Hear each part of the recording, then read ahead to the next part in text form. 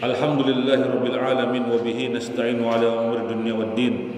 Wassalatu wassalamu ala asrafil anbiya wal mursalin wa ala alihi wa sahbihi ajma'in, amma ba'du.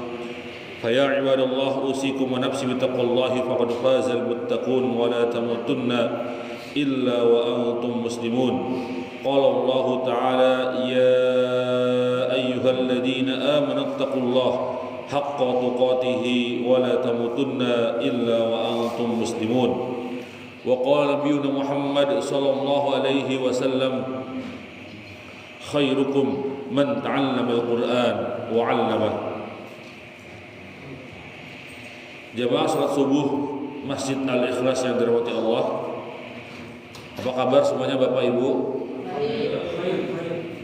Sehat walafiat? Masih awal-awal bulan, kayaknya masih sehat kayaknya ya. Biasanya kan kesehatan seseorang itu tergantung juga kantongnya, isi dompetnya. Kadang kalau sudah akhir daripada isi dompet, kadang mulai datang lagi rasa pusing gitu ya. Yang pusing itu bukan cuma di kepala, ternyata di tempat lain, anggota badan lain juga pusing memikirkan gitu ya. Pada kesempatan pagi kali ini bertepatan dengan 10 tanggal daripada bulan Muharram. Mungkin ada sebagian dari Bapak Ibu semua yang sedang berpuasa. Ya, alhamdulillah kita ucapkan atas izin Allah bisa berpuasa. Tapi bagi yang tidak berpuasa, ya itu tidak mengapa. Mungkin ada kegiatan-kegiatan lain, ada kebutuhan lain sehingga tidak bisa puasa, atau juga mungkin tadi tidak ada yang bisa dibuat sahur gitu ya, atau juga bangunnya kesiangan jadi tidak bisa sahur gitu ya. Tidak mengapa, semoga tahun depan masih bisa diberikan kesempatan untuk bisa berpuasa di 9 ataupun juga 9 dan 10 daripada bulan Muharram. Bapak Ibu semua yang dirahmati Allah, insyaallah pagi kali ini kita akan masuk pada ayat yang keempat. A'udzubillahi minasyaitonirrajim, ya daripada surat Al-Baqarah pastinya. A'udzubillahi minasyaitonirrajim. Walladzina yu'minuna bima unzila ilaika wa ma unzila min qablik wa bil akhirati hum yuqinun. Ada yang mau artikan? Bapak, Ibu, silakan. Ayat keempat, kalau pegang terjemah, silakan dibacakan artinya. Ada yang bisa? Enggak ada yang bisa. Ya, boleh pegang Al-Quran atau pegang HP, boleh. Biar hidup saja majelis kita. Dibacakan, Bapak, Ibu, ada? Silakan. Fadhal. Dan mereka yang beriman pada Al-Quran yang diturunkan kepadamu dan kitab-kitab suci yang telah diturunkan sebelum engkau, dan mereka yang akan adanya akhirat. Iya. Ayat keempat, kita masih berbicara tentang karakter orang-orang yang yakin dengan Al-Quran, tidak ada keraguan di dalamnya. Ya, adalah mereka orang bertakwa. Nah, orang bertakwa itu dirincikan pada ayat kedua, ketiga, pada ayat ketiga dan keempat daripada surat Al-Baqarah. Sebelumnya kita tahu karakter pertama adalah alladzina yu'minuna bil ghaib. Mereka senantiasa beriman dengan yang gaib. Dan yang kedua, wa yuqimunas shalah, mereka senantiasa menegakkan salat. Dan yang ketiga, wa mimma razaqnahum yunfiqun, mereka senantiasa berinfak di jalan Allah Subhanahu wa taala. Itu yang pertama, kedua dan ketiga karakternya. Dan pada pagi kali ini kita masuk pada ayat keempat yang mana memiliki karakter yang keempat dan kelima. Apa itu? Walladzina yu'minuna bima unzila ilaika wa ma unzila min qablik. Mereka orang bertakwa senantiasa beriman dengan Al-Quran yang diturunkan kepada Nabi Muhammad SAW dan juga kitab-kitab sebelumnya. Nanti kita akan masuk penjelasannya. Dan yang kelima, wabil akhirati hum yuqinun, serta mereka yakin dengan adanya hari akhir. Penjelasan kata per kata daripada ayat keempat. Walladzina yu'minuna bima unzila ilaika yusaddiquna bil wahyi alladzi unzila ilaika ayyuhar rasul wa huwal kitab wa sunnah. Melalui tafsir kita akan paham bahwasanya beriman dengan apa yang telah diwahyukan kepadamu wahai Muhammad daripada Al-Quran dan juga sunnah. Nih berarti apa? Kalau kita baca tafsirnya bukan cuma Al-Quran. Tadi kita baca terjemah hanya Al-Quran disebutkan. Tapi apa? Beriman kepada wahyu yang diturunkan kepada Nabi Muhammad. Karena wahyu yang turun kepada Nabi Muhammad bukan cuma Al-Quran Bapak Ibu semua. Tapi apa? Al-Quran dan juga sunnah atau hadis. Di sini menunjukkan bahwasanya Nabi Muhammad SAW bukan cuma Al-Quran berjalan, tapi apa? Juga hadis berjalan. Karena definisi hadis itu apa? Segala ucapan, perbuatan, ketetapan, dan sifat yang ada pada dari Nabi Muhammad SAW adalah hadis. Maka bentuk hadis itu antara 4 Bapak Ibu semuanya. Bisa qauliyah, berarti apa? Sahabat mendengar dari Rasulullah. Sami'tu Rasulullah sallallahu alaihi wasallam. Aku pernah dengar dari Nabi Muhammad begini nih. Berarti apa? Itu ucapan. Atau apa? Aku melihat Rasulullah SAW melakukan seperti ini. Berarti apa itu? Perlakuan atau perbuatan fi'liyah. Atau apa? Ketetapan Rasulullah pernah melihat seorang sahabat melakukan sesuatu, tapi apa? Rasulullah tidak larang. Atau juga Rasulullah larang, atau Rasulullah biarkan. Ya. Maka apa? Itu ketetapan Rasulullah. Atau juga apa? Aku melihat, kata para sahabat, Rasulullah itu biasanya sukanya kalau sholat pakai gamis, pakai peci, pakai apa? Nah kayak gitu. Itu apa? Perbuatan. Apa namanya? Sifat, kebiasaan. Oh aku melihat Rasulullah itu berjenggot. Oh rambutnya seperti ini, jalannya seperti ini, ya, wajahnya seperti ini. Itu apa? Hadis tentang sifat Rasulullah. Dan semua itu adalah wahyu yang Allah turunkan kepada Nabi Muhammad SAW.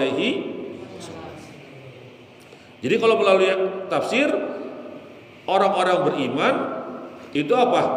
Senantiasa beriman dengan apa yang diturunkan kepada Nabi Muhammad, bentuknya Al-Quran dan juga hadis. Wa ma unzila min qablik wa yusaddiquna bima anzalallahu ta'ala min kutubin 'ala rusuli min qablika kat Taurati wal Injili waz Zabur. Dan mereka senantiasa juga beriman dengan apa yang Allah turunkan berupa kitab-kitab kepada rasul-rasul sebelummu wahai Muhammad, seperti Taurat, Injil dan Zabur. Jadi Al-Quran ya itu adalah penyempurna daripada kitab-kitab suci sebelumnya. Taurat, Injil dan Zabur.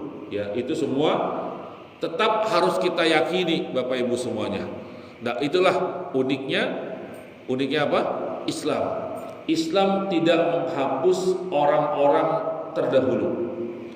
Islam tidak meninggalkan begitu saja peninggalan yang telah ditinggalkan oleh orang-orang sebelumnya. Maka Islam menunjukkan apa? Dia memberikan porsi yang besar bagi orang-orang yang sudah memberikan kebaikan sebelumnya. Ya. Maka mestinya kita juga kaum muslimin, jika ada orang-orang yang telah lebih berjasa kepada kita, baik itu secara berkehidupan, berorganisasi, bersosialisasi dengan makhluk manusia yang ada di muka bumi ini, maka apa? Jasa orang-orang terdahulu sebelum kita itu perlu kita apresiasi. Contoh mungkin dahulu kala ketika Masjid Al-Ikhlas ini dibangun, ada tangan-tangan orang soleh, ada orang-orang yang berjariah, ada orang-orang soleh yang memakmurkan masjid ini. Maka apa? Kita perlu kenang, kita perlu apresiasi jasa-jasa mereka yang telah lebih dahulu memberikan harta dan tenaganya serta pikirannya untuk masjid ini. Atau siapa saja, lebih luas lagi kita berbicaranya, yang memberikan pikiran dan tenaganya untuk memerdekakan bangsa ini, maka perlu kita juga kenal. Maka apa? Mengapresiasi jasa dan pengorbanan orang lain di dalam Islam itu sangat diperhatikan. Maka jangan pernah lupakan jasa-jasa orang dahulu. Kalau dulu kita kerja mungkin ya, susah payah nyari kerjaan, dibawa temen untuk masuk ke pekerjaan tersebut. Setelah gajian pertama kita ajak makan tuh temen, ya. Atau ada temen yang sangat berjasa bagi diri kita, untuk keluarga kita, maka jangan pernah lepaskan tangannya dan jangan lupa apa yang telah ia berikan kepada kita. Maka Islam sangat anti yang namanya lupa, ya. Maka dalam istilah ada apa? Jas merah, jangan lupakan sejarah, gitu ya. Ya, maka oleh karena itu dalam Islam ini sangat diperhatikan jasa orang-orang terdahulu. Nah, khususnya bukan cuma jasa-jasa para nabi sebelumnya, ternyata Pak, ada poin-poin yang memang sangat diperhatikan di dalam kitab-kitab tersebelumnya. Ada Taurat, Zabur dan Injil, itu juga penting kita apresiasi kitab-kitab tersebut. Meskipun hari ini sudah cukup, kita tidak perlu mempelajari kitab sebelumnya karena sudah ada di dalam Al-Quran. Dalam kisahnya seorang sahabat masih mempelajari kitab siapa? Nabi Isa kitabnya apa? Nabi Musa kitabnya apa? Apa? Kan kalau Taurat siapa? Ayo ngetes nih. Taurat siapa Bapak Ibu? Nabi Ayub. Nabi Musa. Terus Zabur siapa? Nabi Daud. Ya, terus apa? Injil Nabi Isa. Nah, kitab Taurat sedang dibaca oleh sahabat. Lalu apa Rasulullah berkata? Cukupkanlah untuk tidak mengambil pelajaran dari kitab itu. Tapi apa? Sesungguhnya Nabi yang diutus dan membawa kitab tersebut pasti hari ini jika hidup akan mengikuti apa yang telah aku bawa. Karena di kitab-kitab sebelumnya ini tertulis jelas akan datang seorang nabi penutup di akhir zaman, yaitu Nabi Muhammad, ataupun bahasa lainnya adalah min ba'di ismuhu Ahmad. Ya, akan datang nabi yang namanya Ahmad. Ciri-cirinya akan datang ke daerah ya yang namanya Yasrib atau Madinah sekarang dikenalnya.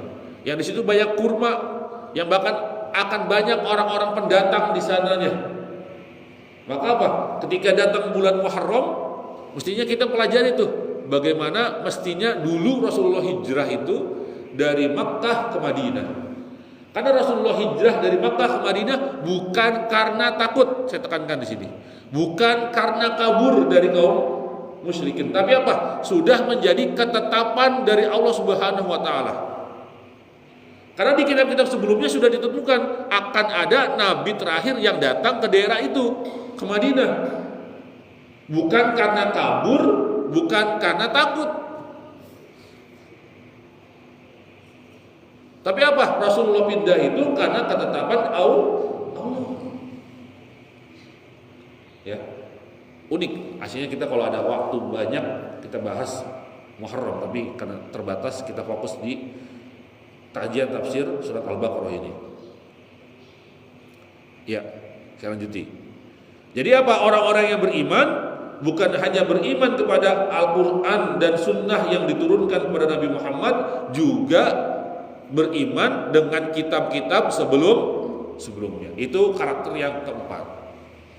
Wabil akhirati hum yuqinun, dan orang-orang beriman, ya, orang-orang bertakwa karakternya apa? Wabil hayati fid daril akhirah wa ma fiha min hisab wa thawab wa iqab hum alimuna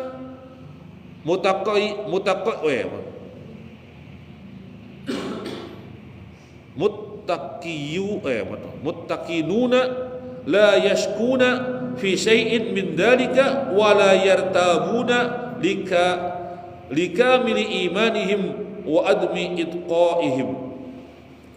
Orang-orang bertakwa memiliki karakter yang kelima, bahwasanya mereka dengan hari akhir, ya, mereka senantiasa meyakini dengan hari akhir, yang mana hari akhir tersebut meliputi apa?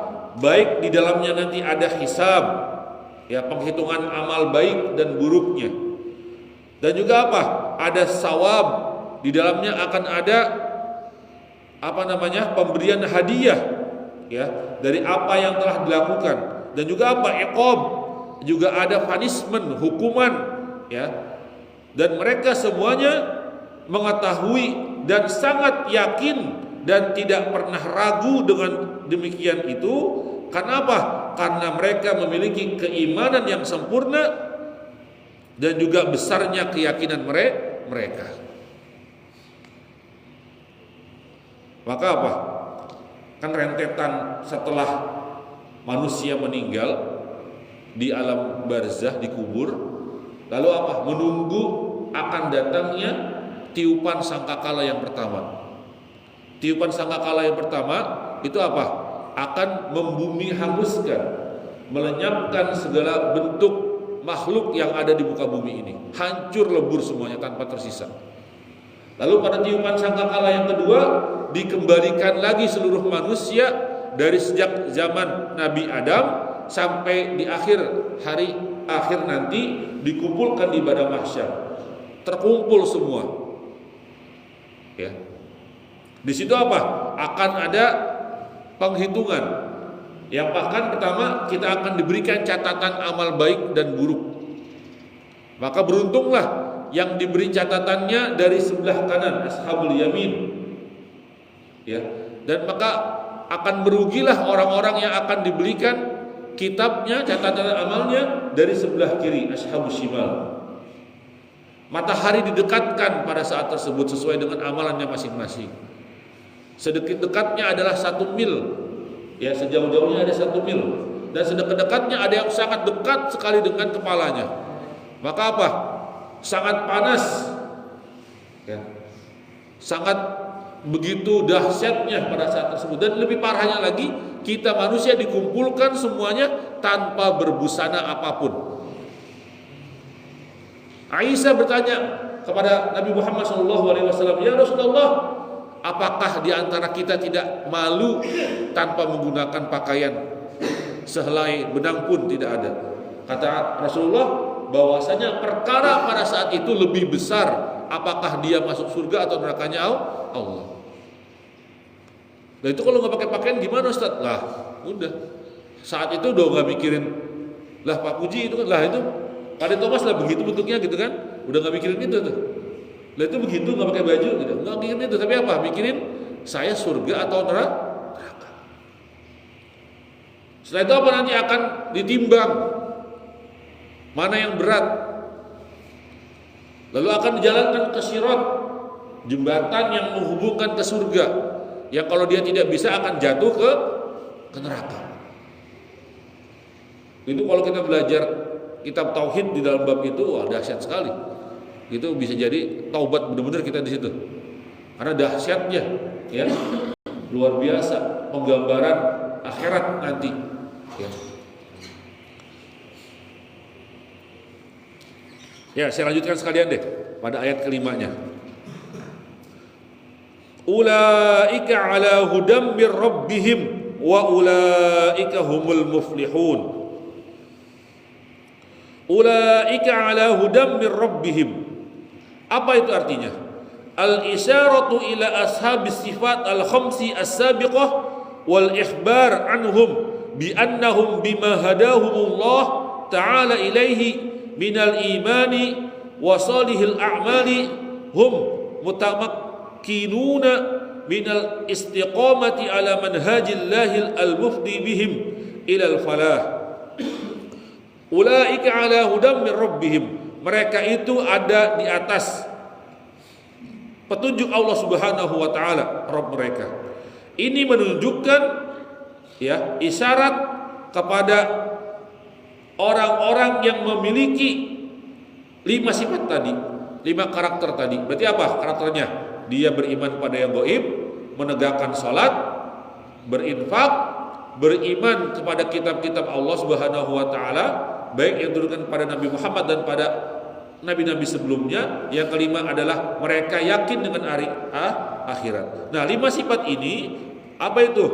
Menunjukkan bahwasanya Allah mengabarkan kepada mereka bahwasanya mereka tegak lurus berada di atas petunjuk Allah Subhanahu wa taala. Ya, dengan iman dan juga amal soleh. Dan mereka senantiasa istiqomah di jalan yang Allah berikan tersebut, ya, dan mereka akan datang kepada al-falah, kepada keberuntung. Apa itu? Jannahnya Allah Subhanahu wa taala. Wa ulaika humul muflihun. Itu maksudnya. Al-isyarah ila ashabil hidayah al-kamilah wal ikhbar anhum bi annahum humul muflihuna al-jadiruna bil fawzil ladzi huwa dukhulul jannah ba'da najati minan nar. Bahwasanya keberuntungan yang dimaksud di sini adalah mereka senantiasa Allah berikan keberuntungan setelah mereka sukses masuk ke surga setelah selamat daripada siksa neraka. Karena memang kita bisa jadi di antara kita ini ada yang memang langsung Allah berikan haknya langsung masuk ke surganya Allah setelah dihisab, dan tidak kita pungkiri ada di antara kita yang sebelum masuk di surga di laundry dulu di neraka, dicuci dulu sampai bersih. Bagaimana amal solehnya, bagaimana amal buruknya. Maka jangan kaget, kok ada ini tetangga kita, saudara kita belum ketemu di surga, atau mungkin diri kita, kita tempatnya di sini gini, ya, belum masuk ke teman-teman kita yang ada di surga. Mungkin kita punya kesalahan. Ya Allah, kesalahan itu banyak sekali. Saya pribadi pun yang ngomong di sini juga banyak sekali kesalahan-kesalahan. Mungkin kalau ketahuan kesalahan saya, ya, keburukan saya, Bapak Ibu juga tidak akan mau mendengarkan apa yang saya sampaikan. Tapi karena Allah telah tutup keburukan-keburukan kita, maka jangan pernah lagi dibuka. Ya, jangan pernah lagi diumbar. Mungkin ada di antara kita bapak-bapak, ibu-ibu yang dulu sebelum dicadarnya, sebelum rajin sholatnya, itu apa? Ahli maksiat. Ya, kerjaannya nyekek botol mulu gitu ya. Kerjaannya banting-banting kertas tuh ya. Atau kerjaannya suka masang-masang tuh. Ya. Maka apa? Tutup hari ini. Wa bihil hasanata tamhuha, ya, sayyi'atal hasanata tamhuha, dan ikutilah, barengilah keburukan itu dengan kebaikannya. Apa? Nanti keburukan tersebut diikuti dengan kebaikan-kebaikan, maka akan terhapuslah keburukan-keburukan. Ya. Maka apa? Kebaikan itu bukan hanya akan mendatangkan kebaikan juga bagi orang lain, tapi juga akan menghapus keburukan. Maka setiap kebaikan akan mendatangkan kebaikan dan juga menghapus keburukan. Ya. Wal hasanati yudhibnas sayyiati. Dan sesungguhnya kebaikan-kebaikan itu akan menghapus keburukan-keburukan. Ya mungkin yang dulu kita punya dosa sama orang, ya dari hari inilah kita baikin orang tersebut. Punya dosa sama istri, sama suami, ya baik-baikan hari ini. Ya. Apapun itu. Bahwasanya kebaikan akan menghapus keburukan. Contoh juga apa? Makan-makan. Ya, makan-makan baik tidak Bapak Ibu? Ngundang orang makan atau di masjid dikit-dikit kok makan, dikit kok makan. Kenapa? Karena kebaikan itu akan menghapus keburukan. Apapun itu, ya pasti itu, ya.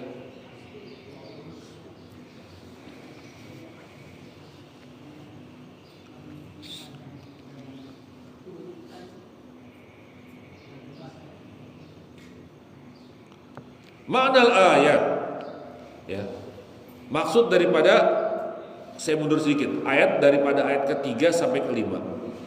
Dzakara ta'ala fi hadhil ayat as-salas sifatil muttaqina minal imani bil ghaib wa iqamis shalah wa ita'iz zakah wal iman bima anzalallahu min kutubin wal iman bid daril akhirah. Pada ayat kelima sampai ayat ketiga sampai kelima surat Al-Baqarah, Allah Subhanahu wa taala menyebutkan pada ayat-ayat 3 ini, ya, sifat-sifat karakter orang-orang yang bertakwa. Bahwasanya mereka beriman, yang pertama mereka beriman dengan yang gaib. Yang kedua adalah mereka menegakkan salat, mereka menunaikan infak atau zakat, ya. Maka apa? Jelas nih Pak, Bapak Ibu semua. Tidak bisa dipisahkan iqamus shalah dan juga ita'uz zakah. Ya, bahwasanya salat dan zakat tidak pernah lepas. Karena apa?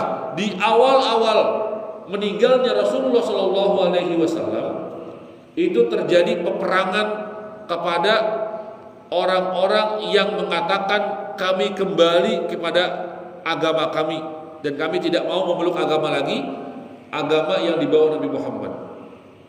PR besar bagi khalifah pertama siapa? Abu Bakar As-Siddiq. Tugasnya apa? Memerangi orang-orang yang kembali kepada agama mereka sebelumnya. Dan kedua apa? Mereka menolak zakat. Kenapa ini terjadi? Luar biasa ternyata.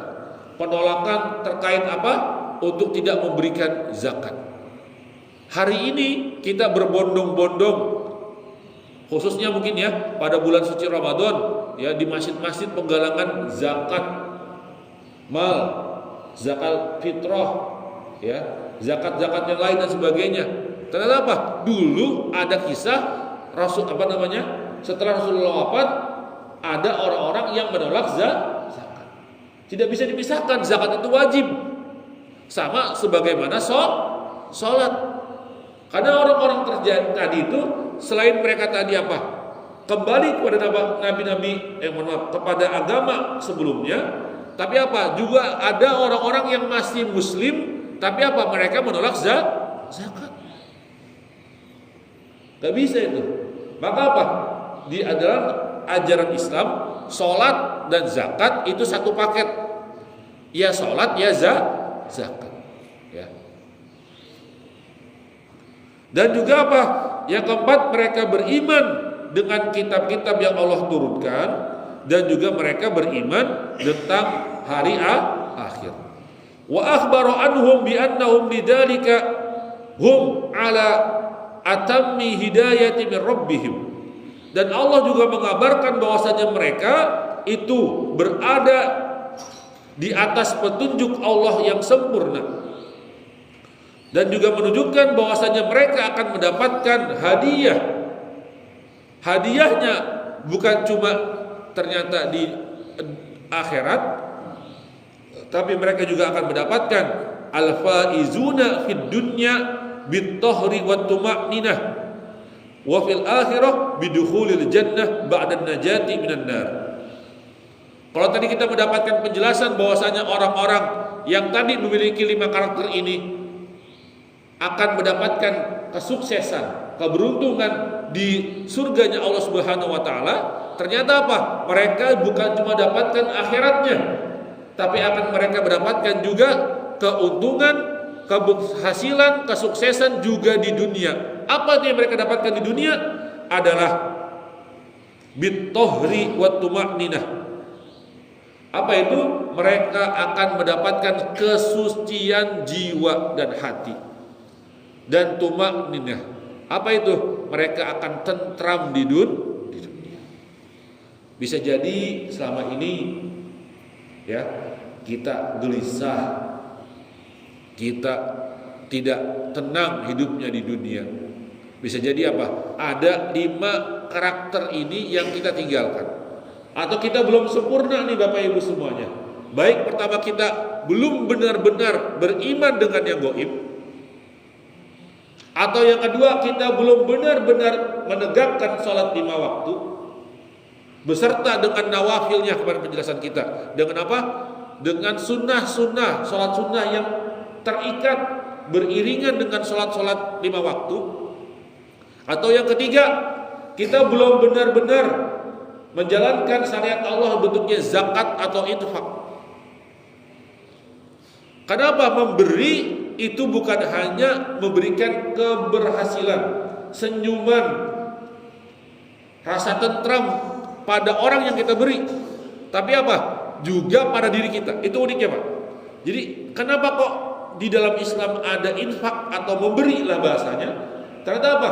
Kalau kita cek secara psikologi, memberi itu bukan hanya memberikan senyuman kepada orang yang kita beri, tapi apa? Diri kita pun juga tersenyum. Coba deh rasa, cek deh. Kalau beri infak atau sedekah, di hati rasanya, ya Allah kok bisa infak ya? Ya Allah kok senang banget itu loh bagi-bagi orang. Coba deh, ya. Ketika memberi, seberapapun besarnya. Saya sering ngomong gini, infak itu gak harus kecil, besar juga boleh. Yang penting ikhlas. Kalau saya ngomongnya gitu. Ya kalau bapak-bapak kan seringnya apa? Infak itu gak harus besar, kecil juga boleh. Kalau saya balik, infak itu gak harus kecil, besar juga besar boleh. Yang penting ikhlas. Nah gitu. Banyak ikhlas lebih bagus daripada kecil ikhlas. Atau juga apa? Ternyata kita belum yakin dengan kitab-kitab, khususnya kitab Al-Quran dan sunnahnya daripada Rasulullah Shallallahu Alaihi Wasallam. Atau juga yang kelima, kita masih punya keraguan-raguan. Nanti kalau gua amal begini-begini, beneran masuk surga gak ya? Beneran ada akhirat gak sih? Beneran akan ada surga dan neraka gak sih? Masih belum yakin tuh. Maka hari ini kita tetapkan bahwasanya sifat 5 tadi itu, karakter 5 tadi itu harus ada pada diri kita. Sehingga apa? Akan mendapatkan kesucian jiwa dan juga ketentraman dalam hidup. Kan kita tahu tuh dalilnya, ala bidzikrillahi tatmainnul qulub. Berzikir akan menenteramkan jiwa. Mungkin selama ini kita juga kurang berzikir. Baik zikirnya secara lisan, kita bergerak mengucapkan astagfirullah, subhanallah, walhamdulillah, wala ilaha illallah, wallahu akbar. Kita kurang itu. Atau secara zikir memang benar-benar kita memikirkan, mengingat Allah di dalam setiap perbuatan. Oh ini adalah makanan yang aku suap adalah dari rezeki Allah. Apa yang aku jalankan hari ini adalah dari rezeki Allah. Apa yang aku lakukan dari rezeki Allah. Mungkin kita lupa itu. Hidayatul ayat. Adapun poin-poin yang bisa kita dapat daripada ayat ketiga hingga kelima. Da'watul mu'minin wa targhibihim wa targhibuhum fit ittisafi bi sifati ahlil hidayah wal falah. Poin yang bisa kita ambil daripada ayat ketiga hingga kelima surat Al-Baqarah, apa itu? Seruan kepada kaum mukminin untuk senantiasa bersifat, berkarakter dengan karakter yang ada pada ayat ketiga hingga kelima tadi, dan senantiasa suka, cinta terhadap sifat-sifat tersebut. Itu yang pertama Pak, Ibu semuanya. Jadi apa? Kita diajak, disuruh, ya dikasih tahu untuk senantiasa suka, cinta, dan senantiasa bersifat dengan sifat-sifat yang 5 tadi, karakter tadi itu. Beriman kepada yang gaib, melaksanakan sholat, berinfak atau zakat, apalagi beriman dengan kitab-kitab Allah Subhanahu wa taala atau juga sunnah Rasulullah SAW, dan yang kelima percaya dengan hari akhir.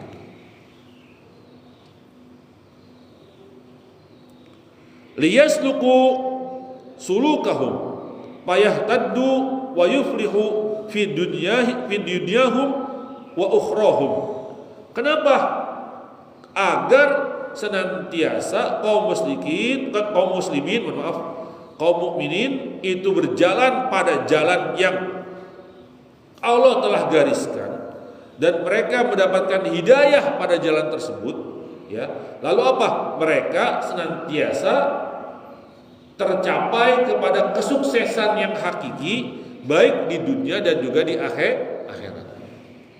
Sering tuh Bapak Ibu, apalagi sekarang iklan tuh luar biasa ya, di Instagram, di Facebook, di WhatsApp dan sebagainya ya. Itu apa?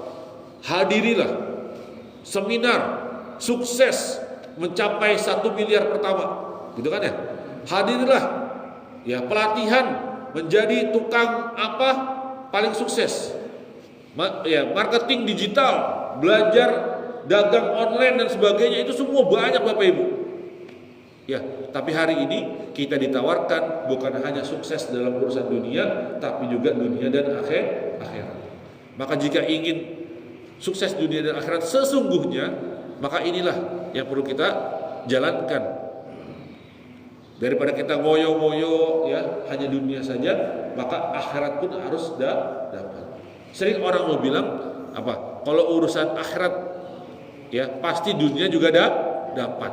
Bagaikan apa? Nyambut ya padi ya di sawah itu bagaikan ya tadi bagaikan apa namanya potong padi ya di sawah pasti akan atau apa istilahnya itu nanam padi gitu ya, nanam padi pasti juga akan ada rumput ya. Dan ternyata kita lihat bukan cuma rumput yang ada di padi, yang ada di sawah, bahkan kadang kita dapatkan air genang dikit ada ikannya. Air genang dikit ternyata ada belut hidup di situ. Ya, ada kodok, ada yang lain dan sebagainya. Maka apa? Akhirat kalau sudah sungguh-sungguh luar biasa. Ya, maka jangan pernah tinggalkan. Kalau kita dapat di cadar ini ada orang soleh yang akhiratnya kita anggap masya Allah kayaknya surga udah pasti itu orangnya luar biasa tuh orangnya. Maka apa? Jangan pernah tinggalkan orang tersebut. Ambil hikmah darinya, pelajari darinya, dekati ia, temani ia. Karena memang orang ini pasti ada di cadar ini kita dapatkan, maka perlu kita temani dia. Bapak Ibu subhanahu wa ta'ala, itulah ayat ketiga hingga kelima daripada surat Al-Baqarah. Lanjut lagi apa sudah cukup Pak? Kayaknya sudah cukup ya kayaknya ya. Yaitu jam berapa nih sekarang suruknya? Jam berapa Pak suruknya sekarang? Suruknya jam berapa? Jam 6 pas? 5:58 2 menit lagi suruknya. Atau ya jam 6 pas lah. Nunggu setelah apa namanya lewat waktu suruk baru kita laksanakan sholat 2 rakaat sunnah, disebut dengan sholat isyraq atau juga disebut sebagai sholat di awal waktu duha, yang mana jika itu dilakukan bagaikan umroh. Berarti nanti pulang ke rumah, silakan Pak RT pulang ke rumah, Bunda, Ayah pulang umroh, gitu ya. Ngapain aja? Tadi di masjid sholat berjamaah, setelah sholat berjamaah dzikir, ngaji, taklim, ya. Lalu apa? Datang waktu suruk, nunggu 10 sampai 15 menit, lalu kemudian sholat 2 rakaat bagaikan haji dan umroh. Maka ini kita kajian haji dan umroh, ya. Jamaah haji dan umroh yang dirahmati Allah, itu saja yang bisa saya sampaikan. Kurang lebihnya mohon maaf. Sepertinya tidak ada pertanyaan ya. Saya Puji mau tanya? Cukup ya.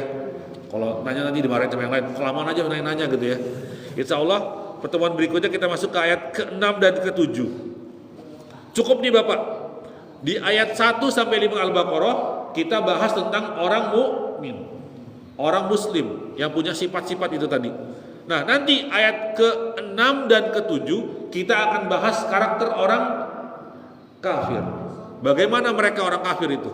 Dan setelahnya kita akan masuk yang cukup panjang sifatnya. Siapa itu? Orang munafik. Orang yang ngomongnya dia Islam, dia mukmin, tapi di belakang dia ngomong apa? Saya bersama kamu wahai orang-orang musyrik, orang-orang kafir. Nah, karakternya itu cukup panjang nanti itu munafik. Ya.